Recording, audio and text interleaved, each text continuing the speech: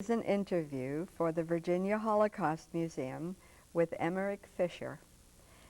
It is April 24th, 2009, and we are in the Community Video Center, Williamsburg, Virginia.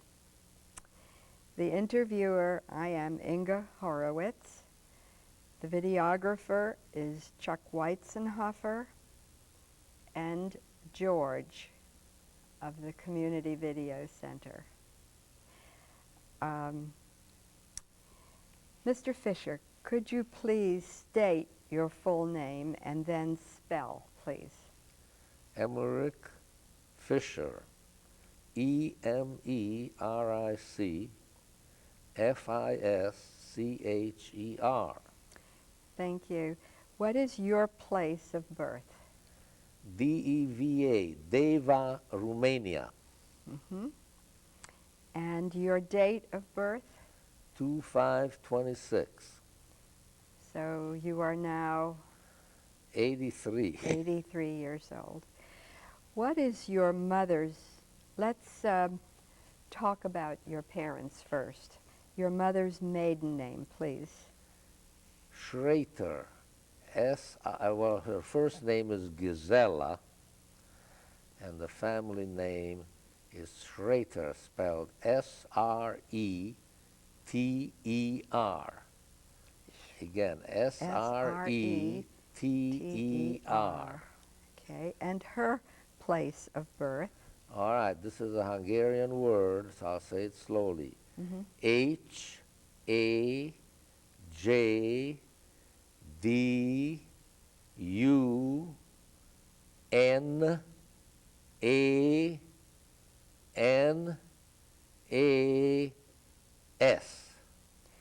That's pronounced Hajdunánas.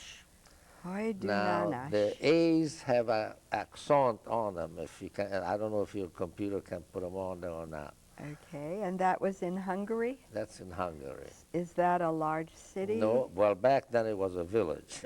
What it is now, I don't know. Near a large city? Yes, near Debrecen. Near Debrecen. And of her immediate family, I know that your mother and you were able to leave with your father. But of her immediate family, who was involved in the Holocaust? Well, they were all very lucky. Her brothers left Hungary in the early 30s. One went to England and several went to South America. And her parents, well, her father was already dead by the time Hitler came to power, but her mother went to Auschwitz and survived. And survived. And survived. It's a miracle. After Auschwitz, what happened to her? Well, she went back to Debrecen. That's where they lived. I see. And she lived another couple of years, and due to old age, she died a natural death. And I believe you told me you visited her. Yes. Before yes. she died. Now, your mother's family, just briefly, their observance of Judaism, their profession, lifestyle, where they lived in a village. Well, her parents moved to Debrecen when she was a little girl. I see. She was born. She was born in Hajdunánas, but then they moved. And her father owned an apartment building in Debrecen, and that's what their living was. The rent income from the apartment building is what their source of income was. And my grandmother, my mother's mother, was very religious. Her husband, my grandfather, observed. The children, of course, being at home, observed, but once they left home, they became more secular. But my mother married a rabbi, so she couldn't become secular. That brings you to your father. His full name, please. Julius Simon Fischer, Fischer. And where was he born? He was born in a little village called Gyönk, which is spelled Gyonk, and the O has umlaut on it, two little dashes. And that was where? In Hungary. Also in Hungary.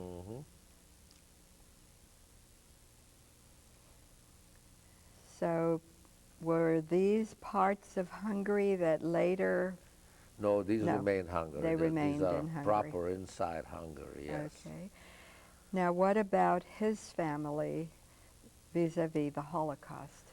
Well, most of his brothers and sisters got out again before Hitler, but one brother, the rabbi of a Hungarian village, I think he did not survive. He didn't leave and he didn't survive. But one brother of my father came to America back in the 20s. He was a rabbi in Chicago. Then he was elected to a big Hungarian congregation in Detroit, where he was for the rest of his life. And a sister of my father's married an American in Chicago, and she lived there for the rest of her life. So these two, I knew them. The other brothers, I didn't ever meet them. Those are the uncles of mine, but they were out of the country. They did leave. And the Jewish community in Hungary had deep, deep roots. Oh, yes. How long had the families lived there? Our families have lived there about 400 years. But some Hungarian Jewish communities were almost 1,000 years old. Yes, yes. Do you know where they came from before Hungary? Were they Sephardic? No, unfortunately, I don't know where they came from. Okay. Now, your own life and the life of your family when you were young. You have siblings? I have a sister. Yes. She lives in Charlotte, North Carolina. North Carolina. And her name? Is Ruth Fischer. Well, now it's Ruth Melnikoff. Melnikoff? Melnikoff, Melnikoff. Yes. And when was she born? What year? In 1928. So she's 2 or 3 years younger than you are. 2 years younger, yes. Describe your own home in Deva, the environment, what was the area like, and your family's lifestyle there, who they were. My father was the rabbi, and we lived right next to the synagogue in a large stone-built house. The house was made of stone. The kitchen was a separate building, and so was the toilet. Really? Yes. So it was an old house. It was an old house. We got the water from a well, and the bath was taken in a tub in the kitchen. The water was heated on the stove and then poured into the tub. Yes. It was a real old-fashioned way of doing things. We had 3 bedrooms in the house, and my father had a big study with a huge library in it. Unfortunately, that library, upon emigration, it dissipated. It became smaller and smaller as we moved from place to place. I still have a few of the books, but it's gone. And my father was a great, great thinker, a real erudite man. He received his rabbinic degree from the world-famous Pressburger Yeshiva. Pressburg is, what is it called in Hungarian now? I can't think of that.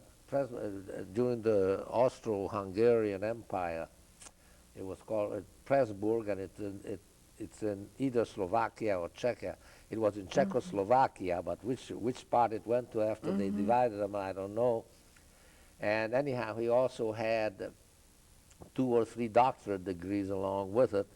One of them he got in Chicago from the University of Chicago. So that's why he had the doctorate degree, but he never used it. He foresaw Hitler's war, and he begged his congregation for months and months and months prior to 1939 to pack up and go. He had corresponded with the Foreign Office, with the British Foreign Office, and he convinced them to let the whole congregation go to Kenya. Really? And they finally gave in and said, okay, we will accept your whole congregation. And the congregation said, Rabbi, we've lived here 1,000 years. Nothing will happen to us. And they were all destroyed. Finally, in August of 1939, my father said, I can't sacrifice my family because you don't see it. I have to leave. And we left August 1st of 1939, and war broke out September 1st, and that was the end. You left a month before. 1 month before. How many people were in this? Have you any idea? 400 families. 400 families. And after war broke out, there was no more No way to get out. No way to get out. And the tragedy of what happened to the Jews of Romania is little known, really. That's right. I don't know why very little was written about it. A very, very large number was taken to the Ukraine, which is east of Moldavia. And they were just dumped there. The Romanians had no organization. If one could say that the Germans at least had an organization with the concentration camps, but the Romanians had nothing. They took the Jews by bus, by train, by whatever, and looted their homes and looted their persons and dumped them in the fields of Ukraine. And that was the end of those Jews. They had no food, they had no shelter. Some of them survived by using their brains, so to speak, and finding food somewhere and finding clothing somewhere, but the vast majority just died of the exposure. Yes. There was a group, the Iron Cross. Yes, yes. They were the anti-Semitic group. They were a Nazi group. They used the Hakenkreuz, the swastika, as their emblem, the same way as the German Nazis. And they enjoyed killing Jews. The Romanians themselves. Yes. This was a group. Yes. They were called the Iron Guard. Iron Guard. Thank you for correcting that. Did you have any extended, I know your parents both came from Hungary. I imagine your father was in Deva because of the job in Bulgaria, in Romania. Right. Did you have any extended family in the region? No, not in Romania. Everybody was in Hungary. Yes. When did you, as a boy born 1926, living there until you were 13. Right, right. When did you become aware of anti-Semitism? Do you remember? Well, yes. Anti-Semitism in Romania was an everyday occurrence and activity. Uh, I was not yet 7 or 8 years old when my head was broken by your head? My head was broken by stoning. These goons, you know, they would see a child, a Jewish child, and of course I had payas, if you know what payas yes, is. And so when I was on the street, they would know he's a Jew. There was no way to hiding it. And I got beaten several times, but the worst, of course, was the broken head. Oh, one time in the winter time, with snow on the ground, about 12 inches of snow, I was caught by a bunch of goons in the park. The city park was a city park in Deva. And they tied me to a tree, hoping that I would freeze to death. And amazingly, a Gentile man, a grown-up, happened to be walking by. He saw me and released me, even though he was a Romanian. So it was one of those miracles. If not for him, I probably would have frozen to death because there was no one else later. You know, in other words, when I walked away from there to go home, I didn't see any other people. So there would not have been someone else to save me, so to speak. So this guy saved my life. I have no idea who he is and why he did it. There are good people everywhere. I guess so. Yes. Yeah, I guess so. At any rate, yeah, I knew anti-Semitism from very early age on, yes. Universal is the word I try to think of. Anti-Semitism was universal in Romania.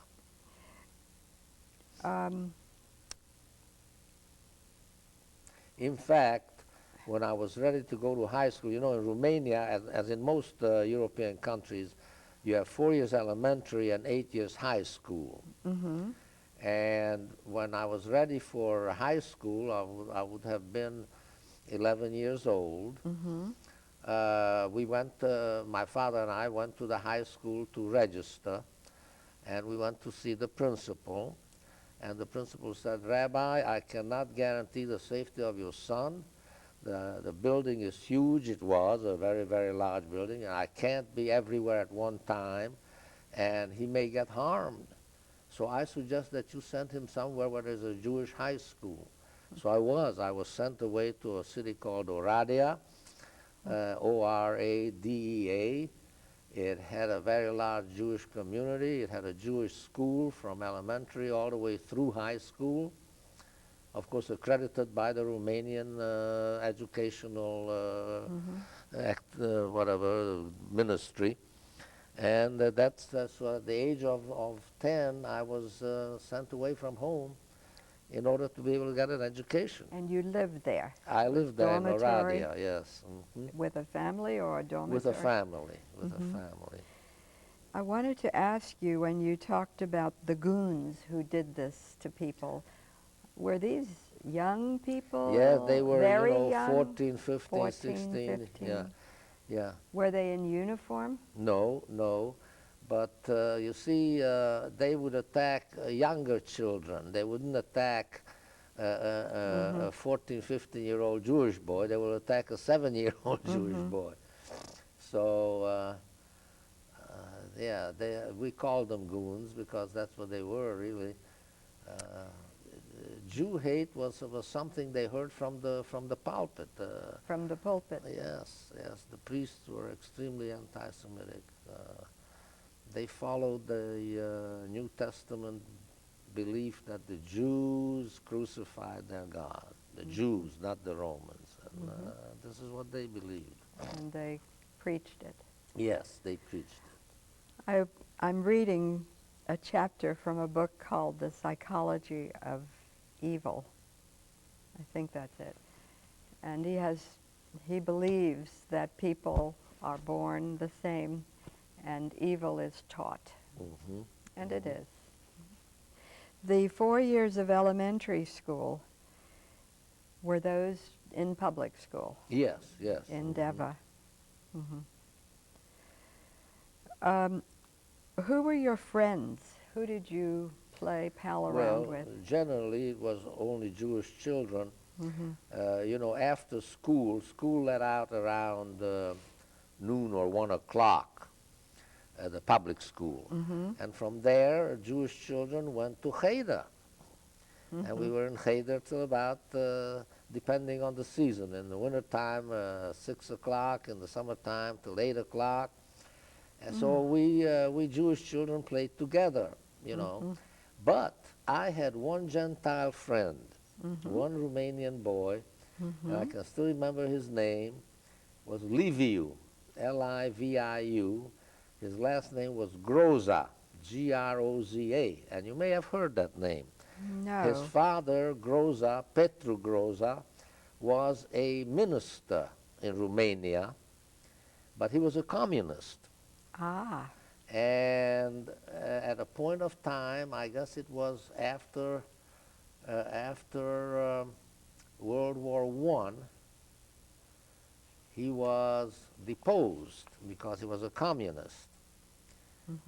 And for some reason or other, from Bucharest, they moved to Deva. I don't know why. And anyhow, Liviu, his son, was in the same grade of elementary school as I was. And they were not anti-Semites, you know, they were good people. And so we became very good friends, Liviu and I. And my father became very good friends with his father. Do you know what happened to him later? No, I don't know. Because the communists were not liked either. No. There was a price on their heads. Right after World War II, a Jewish woman became prime minister of Romania, and she was a communist. Forget her name. Do you happen to know? Oh, I forget the name. I have it here. I downloaded an article, but I don't want to take the time now. But on the internet, the Romanian Holocaust is a very excellent short article about the Romanian. Do they talk about the Ukraine in that? Yes. Yes. They talk about what happened to the Jews. Yes. It's, I don't know if this would be the time, but we have here some maps. Yes. Here is a map of Europe, and if you would hold it on your chest, maybe I will point to, this is Germany, France, here is Romania. And here in Romania, this is sort of a round country. Yes, a circle. Bucharest is here near Bulgaria. Deva, where you were born, is here near Serbia, and Hungary is over here. So you're not very too far over the, That's right. Here's the Rhine River. There's Oradea. Oh, this is the town where you went to high school. Yes. Yes. Yes. And Moldavia is here. Yes. And the Ukraine here. Right. Where the Jews were dumped. That was only a part of it, of how they got rid of them. All right. So that more or less brings us to 1939. Life after. When and how did the war begin for your family? First of all, how old were you then? Well, I was born in 26, so in 39 I was 13. Had you been bar mitzvahed? Oh, yes. In Deva? In Deva, yes. So how did the war come? Well, we left before the war. Yes. And we went to Kenya because that's where the British Foreign Office gave us permission. The way we got to Kenya is we took a ship out of Constanța, the Romanian port, and with that ship, we went to France, to Marseille. And in Marseille, we took another ship that took us back to Port Said, which is in Egypt. Mm-hmm. And the moment the Egyptians saw my father, they said, "Jew, you got to get out of here. You are not allowed to land here." He wanted to? No, but we were going to go on to Kenya on the ship. Yes. But the Egyptians wouldn't allow us. They wouldn't allow us to go through the Suez Canal. Oh. So they said, you got to fly out of here to Israel, because to Palestine. You were on this ship Yes. with other people. Yes. And your family was singled out. Because my father had a beard and a black hat, and they could tell right away that he's a Jew. Singled out and taken off. Yes, and so they took us to the airport, and I can still remember they put us on a small plane that only carried 4 of us. That was the max. And the ship was destined for Kenya. Yes. Interesting. It was a French ship. Do you know the names of these ships? No, it's long ago. But anyhow, I'm just inserting this yes, well, on our way to the United States. This is all the things that happened. Yes. We were flown to Egypt, to Israel. Well, no, it was Palestine then. Mm-hmm. To what city? Where did Haifa. You land? To Haifa. Haifa. And of course, Haifa has a very large Arab population. Yes. Back then, I guess it was almost at least 90% Arab. Mm-hmm. The Jews lived in a certain section of it, and my father needed to go to the English consulate. Mm-hmm. Of course, we didn't know anything about Haifa, so we were walking, and then a local Jew, can't call him an Israeli because there was no Israel back then, mm-hmm. But he ran after us and says, "Listen, you're walking through the Arab section, they're going to kill you." So we had to turn back and found another way to the consulate. Anyhow, it was all arranged. We got on another ship and went to Mombasa, which is the port of Kenya, and from there up to Nairobi, which has a Jewish congregation, and they elected my father as the rabbi. So we were there for about a year and a half before we finally got the American visa. Had your father applied for the American visa earlier, or was Yes. it from Kenya? No, much earlier than that. Romania. Yeah, while we were still in Romania, yes. Mm-hmm. It took, I guess, a total of almost 3 years because the Romanian quota was way down at the bottom. Back then there was a quota system, each country. Yes. And of course, England and Germany and France had the bulk of the quota. So unless you were a citizen of those countries, you had a long wait. So anyway, we finally came up on the list, and we left Kenya in 1941 on a freighter. Okay, let's 1941 on a freighter. These other ships taking you to Marseille and to those were passenger Egypt, ships. those were actual passengers. Yes. Were there other Jews on those ships? Yes, there were. Mm-hmm. But were others taken off in Egypt, or just your family? You don't I don't know. I really don't know. Okay. How, when you left, going back to Romania in 1939, how was that possible? How was that? Oh, you explained. The British government gave us the admission to Kenya. Okay. And did your whole family come out then? Yes, well, there was just 4 of us. 4 of us.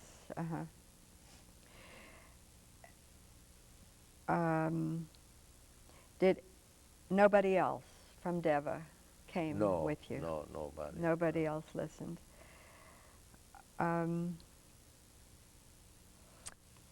Your life in Nairobi, you said your father was a rabbi. Mm-hmm. How did you adjust to this? You were then 13, and yes, well, what language? of course, my father spoke a perfect English, so he had How did that happen? He got his doctorate in University of Chicago when he was a young man. Oh, I thought that was later. No, that was when he was a young man. I see. You know, he was still in the yeshiva, and at the same time he went to this University of Chicago. Oh, I see. Yeah, he did all this when he was a young man. Mm. Okay. And so he spoke a perfect English. That's how he was able to communicate with the British Foreign Office. Mm-hmm. And so he had no problems in Kenya. That's why he was elected rabbi, because not only did he speak English, but a beautiful English, you know. And but I couldn't. I didn't speak English at that time yet. But my father said at home, we will not speak Hungarian anymore, just English. And in school, for a while, the teacher spoke French to me because I was able to speak French. And very quickly I learned English because not only is French and English similar, but I also had 3 years of Latin already in Romania. Romania is a Latin country, and we started Latin in elementary school. So I learned English pretty fast, so I adjusted to life there. What school did you attend in Kenya? Elementary school. The local? Well, not in the English system was they had 8 years of elementary, 8 years prior to high school. And their high school was called something else. It wasn't called high school. It was called, I forget the name that they, but it's the same as our high school. An upper. But it's only 4 years. You have 8 years in this lower part of the school system. And you were then 13 and 14 probably. Yes. So were you in the high school? No. Well, I was put into the same grade as their 13 and 14-year-olds were. So I was in the right grade. Yes. Even though initially my language ability was 0. And it was an English school. They Yes, spoke yes. English. Oh, yes, this was an English public school, yes. And I became an English Boy Scout. And it's funny, let me tell you something. The scout, not exams, but the testing of scouts when you were trying to, you know, be elevated towards the Eagle Scout rank was always done on Saturdays because there was no school on Saturday. One of the tests is to light a fire, you know, with sticks, no matches, no. And I told the scout master that I can't take the exam on Saturday because it involves things I'm not allowed to do. So he said, okay, we'll do it on Sunday. I said, well, you that's your holy day. You can't sacrifice Sunday. Oh no, we'll do it on Sunday. It's perfectly all right. Can you imagine? He came back to the school building to do the testing for a Jewish boy. That was a different climate than Romania.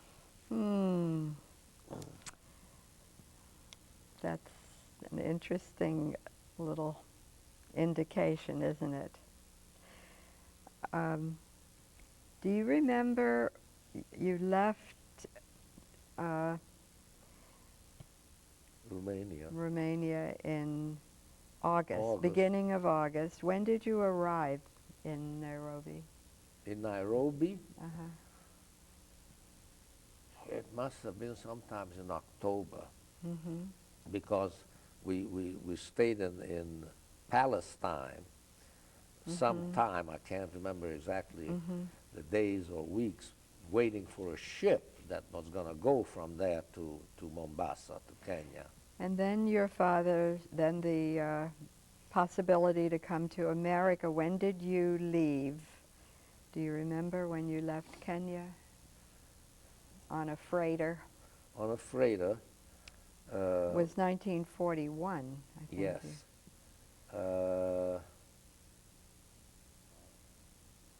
Or when did you arrive in America?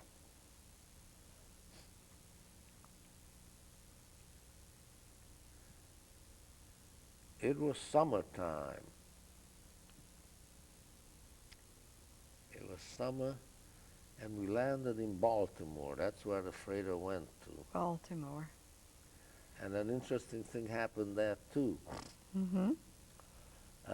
We had a bunch of luggage, of course. We were carrying everything except the furniture. And this black guy came up. He was a porter. Mm-hmm. And my father, before the black guy could speak, said to him in English, "We'd like you to carry this luggage." And the black guy answered in Yiddish. Oh, really? I'll never forget that. Yeah, he answered in Yiddish. Okay. I guess in Baltimore, there's so many Jewish Yes. business enterprises that a lot of blacks just from hearing learn English. Learn Yiddish. Yiddish, yeah. And from Baltimore, you didn't settle there. Where did No. your family We first go? went to Detroit. That's where my uncle, Detroit. the rabbi, was in Detroit. And we stayed there about 6 months. And then this Hungarian congregation in New York offered my father a position. New York City? Yes, New York City. And we moved down to New York. So you arrived summer, mid-1941. Yes, and then 6 months later, so sometime probably winter, or New York. And how long were you living in New York? Well, we lived there. I was drafted in 44. Oh, you were living in New York at that time? Yes. Okay. So I actually, that was the end of my living in New York. When I went into the Army, when I came back in 1948, my parents had moved down to South Carolina because a congregation in South Carolina offered a position to my father. And the one in New York City was kind of dying out anyway. So I think they were probably glad my father left because salary-wise, they didn't have the money. They couldn't afford him anymore. Couldn't afford it. So they finally settled where in South Carolina? Beaufort. Beaufort. Beaufort. Oh, B-E-A. Uh-huh. Beaufort. Beaufort. Yes, that's... Beaufort. In English, they pronounce it Beaufort when it's French, and it's Beaufort. Sure. So you arrived in New York. You must have been 15 by then. Yes. Describe your feelings as a newcomer in America. Do you have, well, of course, meeting the black porter who spoke Yiddish, but your own feelings being here. Is the second part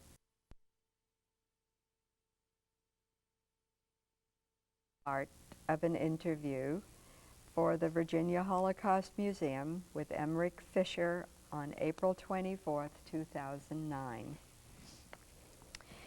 We have you now in New York. You have arrived in New York City. Yes, yes. And I was interested to know how it felt to be in America. Do you remember? Well, you were then 15 years old. Well, obviously there was a huge difference in the public attitude towards Jews. In fact, I guess I lived in a very Jewish area, so... Where did you live? We lived on East 79th Street, which is between 2nd and 3rd Avenue. So there were quite a few Jews, but there were also a lot of Germans there too, Yorkville. of New York is a German area, was a German area. German non-Jewish area. Non-Jewish, yes. And there was a lot of Hitler praising and all that good stuff that went on among the Germans. But I did not experience any anti-Semitism. So like I say, it showed me a totally different environment. And I went to high school in the Bronx. Which high school? James Monroe High.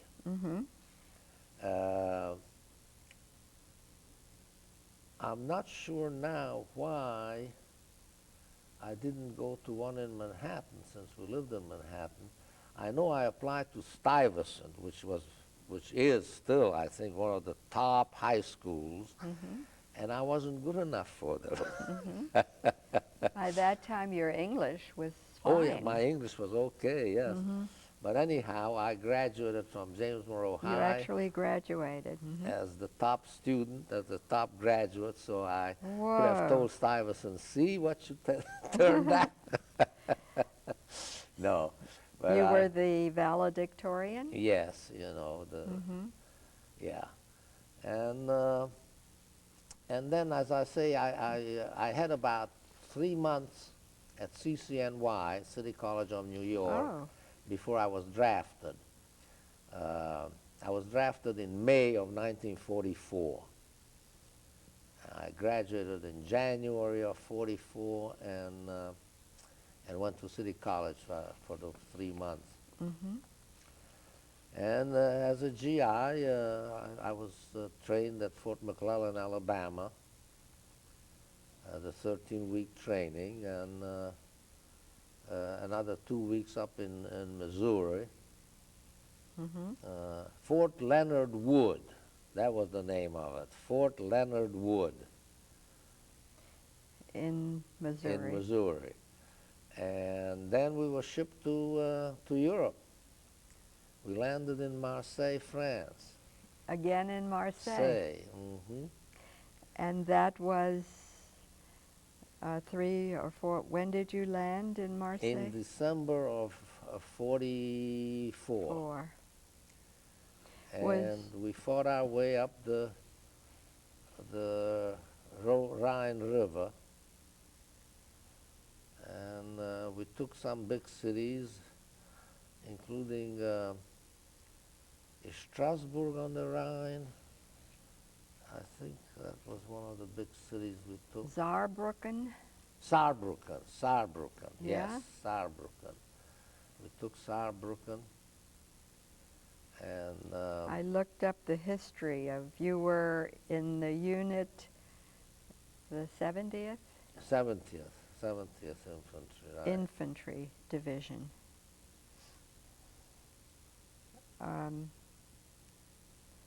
And your rank at that time was? PFC. PFC, Private First Class. You were 18 years old? Yes, that's right. 18. The 19th birthday I observed on the front lines. So I was close to 19. In February, your birthday.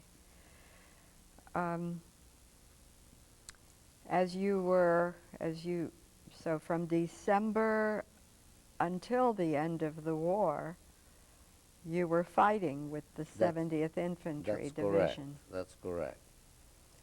Were there any other Jewish soldiers in your unit? There were a couple, more or less secular Jewish boys. One of them, he was a small little fellow.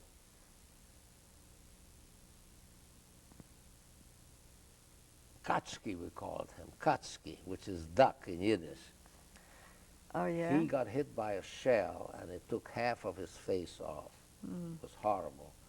But he survived. He was flown to England, I guess, and to a hospital, and he survived. I don't know what they did to replace the missing portion of his face, but I learned later that he survived. Did you know about the concentration camps? We knew that there were, but we didn't know the horrors that were going on in the concentration. We didn't know that they were extermination camps. Did you ever see one in your time before the end of the war? No. Where were you when the war ended? We were in Wiesbaden, actually. Oh. In the city of Wiesbaden. We didn't conquer that city. It was conquered before we got there. So we were the occupying troops. And I remember there was a huge USO there. A USO? Oh, yes. And we used to get donuts and coffee there. Who had conquered it before? I don't Russian? know which division it was. It was the American Army. Yes. Oh, yes, yes. And by that time you were 19 when the war ended. Yes. Did you see or have any experience with the displaced persons? Yes. Before we got to Wiesbaden, we were in some location where there was a very big area that had a fence around it. I mean, that was from the German time. We didn't put the fence up, but it was all fenced in, a very huge area, very huge buildings in there. And that was set up as a DP camp, displaced persons camp. And we guarded it. And I could not understand why in the world would we make prisoners out of these people. So when any of them were looking out the window, I would tell them in Yiddish, listen, if you want to leave, just come by my gate and you can go. I don't understand why we kept them like that. I guess maybe for food or I don't know. They had no place to go, I think. They were living there better than in a concentration camp. Oh, of course. But why did we have to guard them? You were guarding them. It was a very uncomfortable feeling.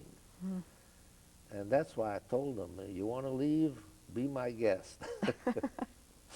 Did anyone leave? Some did. You mean I guess a lot of them had to walk all the way to wherever they came from. And this particular place, this was far from everywhere.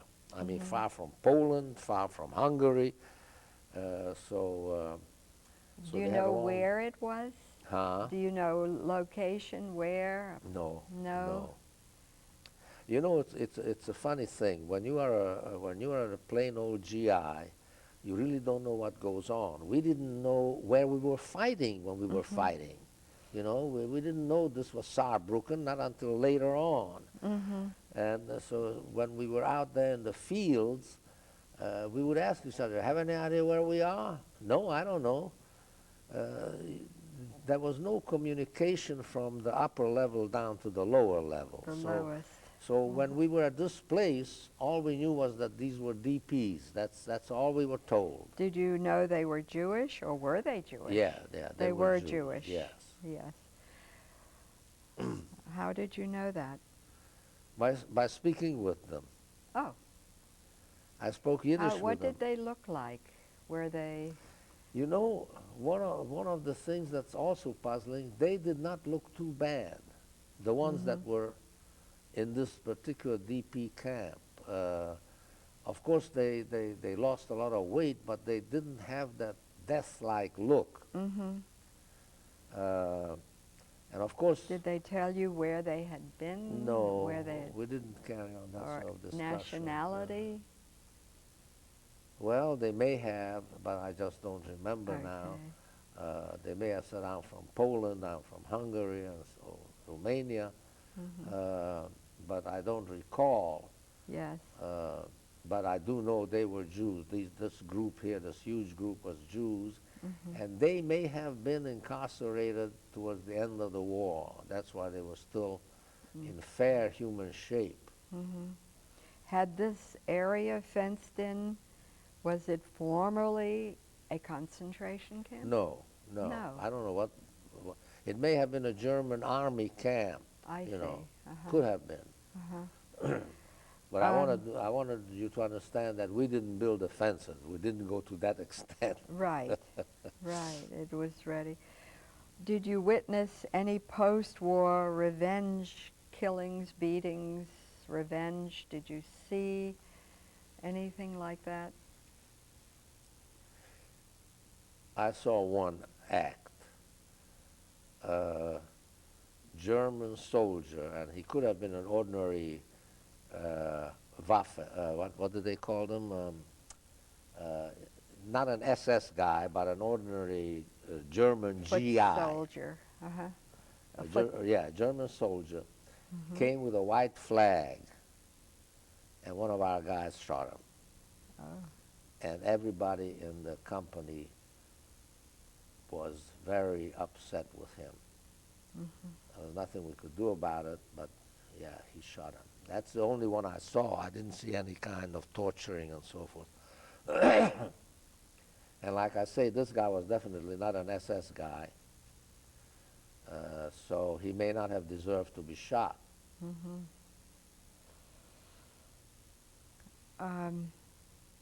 Did you ever experience any anti-Semitism in the Army? No, I didn't have that one. I am grateful for that I never had that. But from hearsay, I heard that there was some kind of anti-Semitism, but I did not see it. You didn't see it. Where, and what was your next assignment? Well, I was transferred to War Crimes Branch, and it so happens that Wiesbaden was the headquarters of were War right Crimes. There. So I was right there. I didn't have Mm-hmm. to move and pack. And describe in detail what your duties were. Well, I had very simple duties, actually. We had tremendous quantities of German concentration camp documents. German language. In German language, right. Mm-hmm. And this particular division of War Crimes Branch, its job was to translate German documents, concentration camp documents. So there were 40 persons in that division of mine that I was in. Mm-hmm. And they were all civilians except me. I don't know where the Army got hold of them. They all spoke English and they all spoke German. So they were translators. They were German civilians? Yeah. Well, no. No, they were not German civilians. American civilians sent over there to do this? No, they were foreign people. I don't know that some were Poles, Jews. Mm-hmm. They were all Jews? No, not all. No. So maybe they spoke several languages. Well, they could have spoken other languages besides, but they had to speak English and German. I see. In order to do the job. Okay. Read the German and put it into English. That was the job. Yeah, that was the job. And I was the supervisor of this whole group and also do translations myself. Mm-hmm. But I had to kind of spot check and make sure that each one of them was doing the right. In other words, they could have said, yeah, I speak English and I speak German, but not be sufficiently advanced in either language to translate some of those documents. Yes. So anyhow, my job as supervision was really a matter of just making sure that they were correctly doing. I would check one particular sentence. If it was right, I'd go to the next one, you know. You were 19 then? I was 19 at the that beginning, time. 1945. Yes. Right. How long did you do this? I did this from 45 to 48. May of 45. To November of 48. That's a long time. It is, it is. And it went to my mind. I wound up in the hospital for for treatment for the depression. Really? But in 2 weeks, they got me out of that situation. So Why? they had some kind of medication even back then. This was back in the 40s that that eliminated this depression mood of your brain, whatever. But you know, the contents of that stuff that we were translating just went to my mind. Like you say, it was just too long for one person to be doing that. And very young person. What were those documents? Well, they described what was happening in the concentration camps. They had long lists of names and where the people were from and what age. And then later the name was marked died, you know, of typhus. They always had some kind of natural death, not being beaten to death or starved to death, but always had some kind of a disease. And descriptions of say a prisoner did something and his punishment was to be torn apart by dogs, and that was described, you know. The Germans kept logs of what was going on? Yes. So the punishments were described, but other deaths were not. They just died of some disease. Anyhow, it's the kind of document that you don't want to read. They were very efficient in keeping records. What were some of the other forms of punishment? Torn? What? Well, they had these racks, W-R-A-C-K, where they would stretch you out. They would pull these racks. You were tied down, and then they would, what you would call the rack. Mechanical. Yes, and that would pull you. You know, your legs would come out from your hips, and you know, they would just pull you, not totally apart, but you couldn't walk after that, or you couldn't lift your arms after that. That was a punishment. Well, of course, a lot of punishment was hanging. Just hang them. That was killing immediately. Yes, yeah.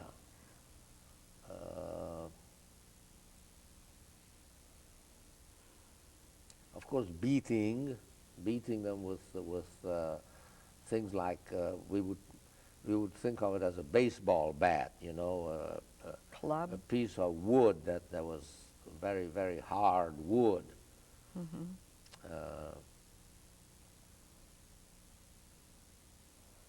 Also whipping with leather whips.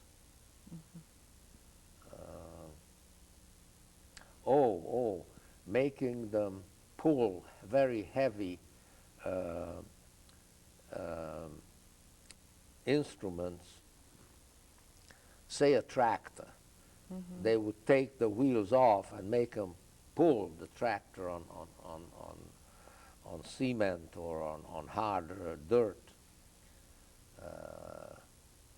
What else? Some of this I have never heard of before. And yeah, well, I don't think we've had like I said, those a documents witness such as you before who had to read this. Yeah. Those documents, well, let me tell you something else. The Russians also captured a large number of these same documents. So we asked them to lend them to us, to translate them, and then we'd give it back to them. Yet, no way, Jose. They would not let us get the documents. So let me tell you a very interesting story, how we got the documents. From the Russians? From the Russians. Emeric Fischer was sent to Berlin from Wiesbaden. Get those documents. If you have to steal them, get them. So I was, oh, and they gave me the uniform of a second lieutenant. Oh. So that, you know, I would have the officer status in the Russian zone, in the Russian section of Berlin. So I went to an American officers' club, dressed in my new uniform, to have a cup of coffee. And I'm sitting at the table, and the medical major sits down at the table. And we start talking, and it turns out that he's a Jew as well, a doctor. And he asked me, what are you doing here in Berlin? And I told, at first I thought, gee, shall I tell anyone? Because if they find out, the Russians find out what I'm there for, they're going to finish me very quickly. But I figured he's a Jew and he's a doctor, I'll tell him. And I told him. And as I tell him the story as to why I'm there, his smile becomes bigger and bigger. When I finished telling him, I said, what are you smiling about? He says, I can get you those documents, and we're going to get them this afternoon. I says, how? He says, one of the houses that we got, there's a German girl in there, and she told me that this Russian officer has been raping her for a whole week. And the Russian officer made a slip and let his name out, and she remembered the name. And I know where this officer's office is. I don't know how all of this, you know. And he says, we're going to go there, and we're going to get those documents. He was also in War Crimes Branch, this officer, this Russian officer, in the Russian War Crimes Branch. So we went to his office, and the doctor says, listen, this American officer here came to Berlin to borrow your records for a few weeks. They want to translate them. And I understand that you have the authority over those documents, so would you please let us have them? And the Russian officer says, no way, no way. And the doctor says, you know, I'm billeted at such and such an address. And the Russian's jaw just dropped because he knew what the next thing is. Blackmail. So he said, okay, you can have them for a few weeks. Oh. And I had a Jeep with a carrier. We put all those sacks of documents in there, and I drove back to Wiesbaden. No, I had a driver. I didn't know how to drive then. I had a driver who drove back. And then you had access to those. Yeah, and they never got them back. What? They never got them back? No, we didn't get them back. The Russians captured Auschwitz. Do you remember if some of those were? In the batch there? Or where were all of these documents Well, most of the concentration camps that the army liberated, the army took all those documents.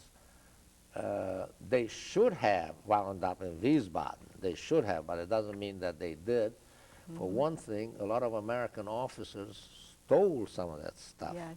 So Wiesbaden was the place Yes. for the translation of documents. Yes, yes.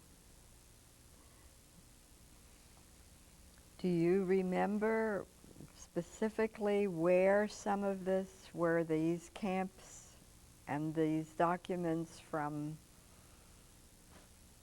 Romania or from Hungary? No, they were all from the concentration camps themselves, not Yes, I know. But where were those camps and what camps? Do you remember which camps they were? Which camps they were? Well, I know we had some from Dachau, and we had some from one or two in Czechoslovakia. Theresian? Theresia. You did have from Theresian? Yes, yes. And I don't know about Auschwitz. I'm sure we must have had Auschwitz. Yes, we did have some from Auschwitz. When I say some, I don't know how much was stolen. You see, Right. that's the trouble. Right. What became of the translations? What became of the documents? Do you know? I don't know. You I don't know. When you left, was this still going on? Still going on. It was still going on. What an interesting and terrible at the same time piece of what an assignment. Yes, I made a big mistake when I was drafted and they asked what languages do you speak. I put it all down. If I had not, they wouldn't have known. By the way, what languages? Well, back then, Hungarian, Romanian, German, French, Yiddish, and able to translate but not speak Hebrew. 1, 2, 3, 4, 5, 6 that you could read or translate. Did you take home any souvenirs from your military experience? No, just those 2 pictures that I made myself. I had the articles, What pictures? The pictures of the human skin that had tattoos on it, beautiful tattoos. The Germans made lampshades out of it. And what was the image or what did you take a picture of? Of the skin, This was not yet made into a lampshade. So I made a picture of the skin with a tattoo. And then there was another one even more horrible than that, a human head shrunk to the size of about a baseball, which the Nazis used as paperweights on their desks. And they learned from some South American Indian tribe how to shrink bone. And that's how they were able to shrink a head. Otherwise, bone doesn't shrink on its own. But they learned from the South American tribe how to do it. And they had, as far as we know, thousands of heads. That various German officers all over the German army would have them as paperweights. This is the kind of horror these people perform. Where did you see this? Well, we had it in our room of evidence. Among the documents. Yeah, I had, aside from the translation business, I was in charge of all of this evidence that we sent to Nuremberg. I had thousands of pounds of gold teeth that the Germans took out of the mouth of prisoners. And I had watches. I had millions of shoes that they took away from the poor people. All of this evidentiary stuff was there, and that's how that was also in Wiesbaden, yes, not yes, just documents. Yes, this was. We had several big banks, which had deep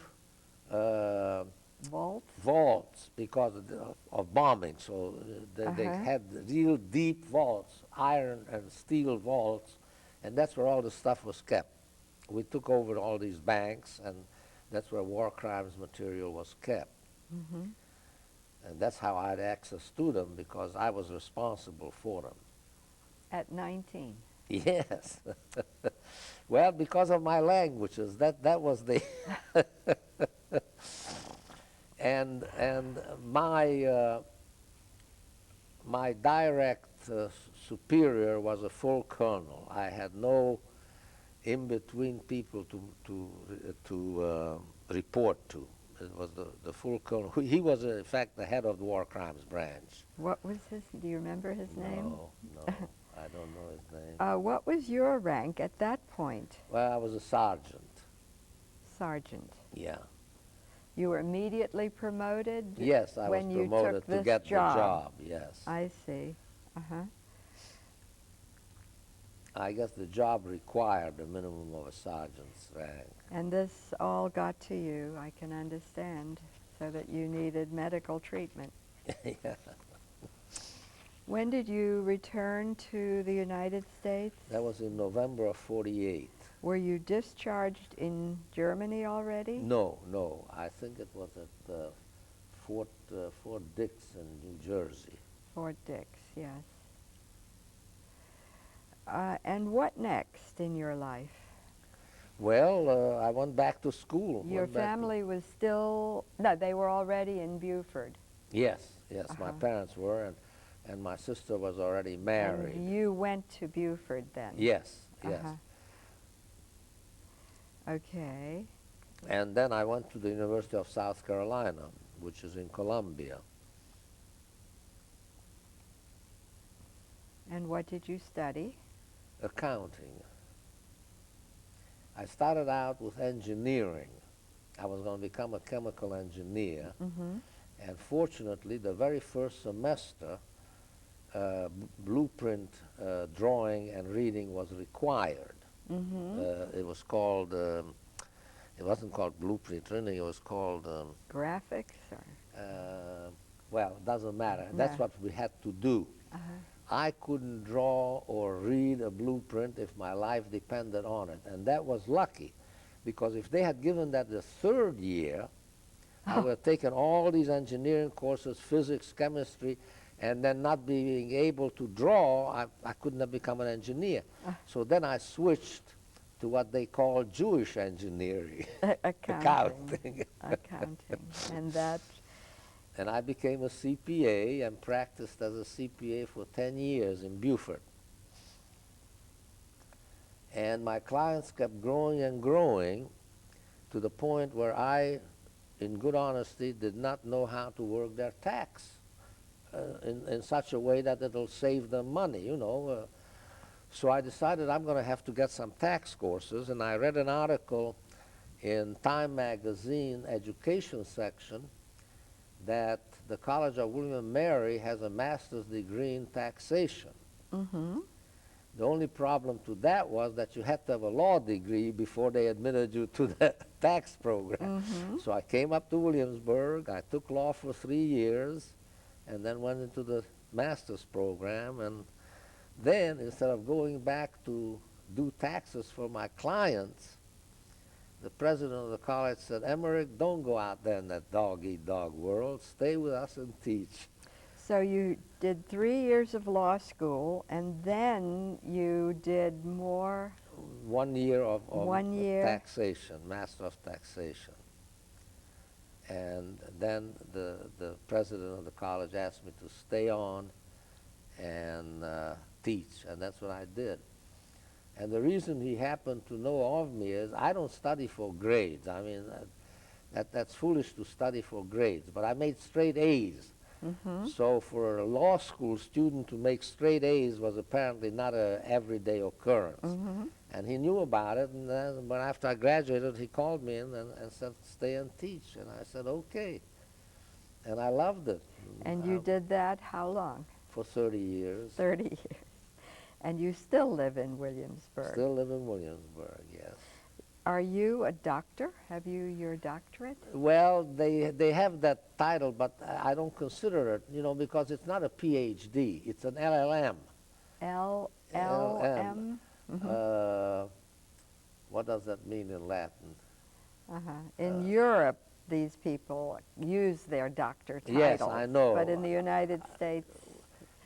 I mean, they have me down as doctor. You know, I wrote them several times, the office at the college. I wrote them, I called them, please drop the doctor, as they say in Yiddish, red zum Wand, talk to the wall. So you are a professor. I'm a professor, and they always put that title in front of it, and I don't need it, and I don't want it. But that's what it is. It's an LLM. The last word M is for master, maestro in Latin, or whatever it is law. now. And I guess the L. Legis something. When did you meet your wife. Met her at the University of South Carolina. Mm-hmm. And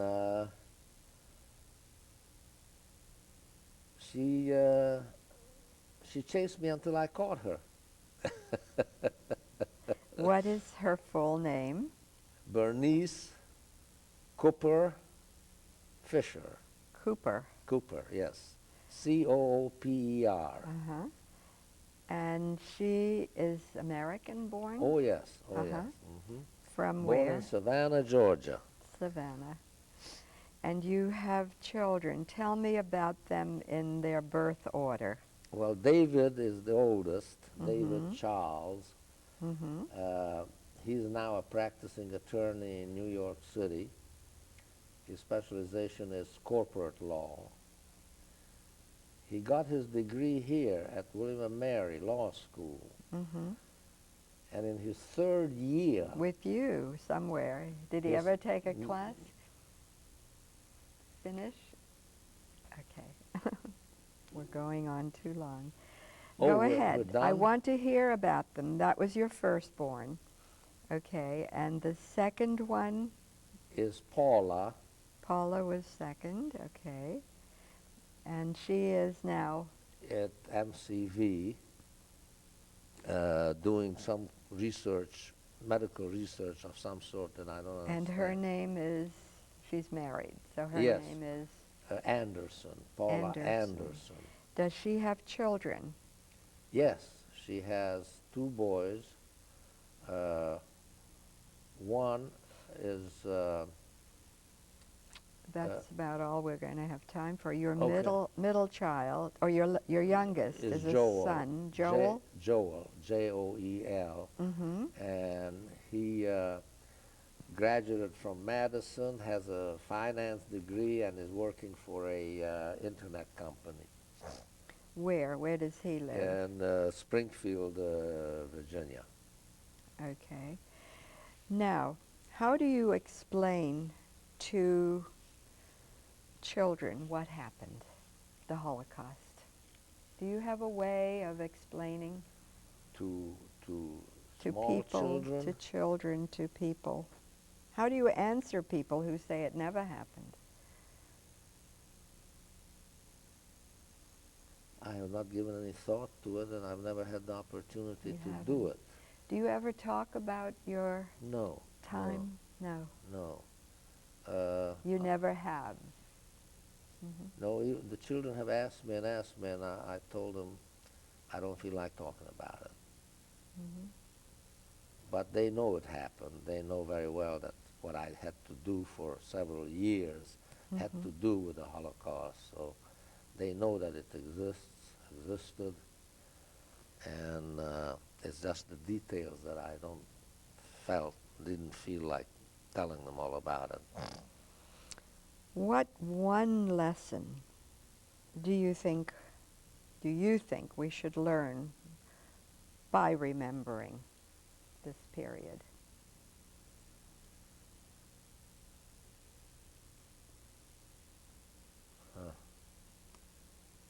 One thing that we should learn from remembering. Yeah. That human nature is very bivalent, and we have to be very careful who we trust and what we do. Do you feel you have had to do that in your life, or that you're aware that you are being careful? Oh, yes, absolutely. Who we trust. Yes. Mm-hmm. Do you see any dangers in America today? Unfortunately, yes. Hitler started with a very small group of SS people, or SR they were called.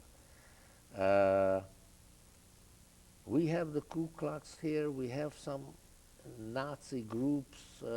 They're called quasi-Nazi or some other adjective in front of it. They're all Nazis. They're not quasi, they're not this, they're not that. They're all Nazis, and they are multiplying in small groups. 4 or 5 here, 4 or 5 there, but they're all beginning to be all over now. You know, every part of the United States has them. And of course, I'm not even talking about Europe, what's going on there now. But we have that danger here. Hitler didn't start with tens of thousands, and these people here are starting like Hitler did, small little groups. So I think there is a danger, and we have to watch out for it. And of course, thanks God, here we have organizations like ADL and B'nai B'rith and many other organizations that are trying to fight this by advertising, by having speakers on campuses and so forth. So it's a better situation than was in Germany back in the late 20s and early 30s, but still the danger is there. Yes. Takes a leader too. Yes, and yes. that we have to be, I agree with you. Do you have any last thoughts, any memory you would like to share? Last question.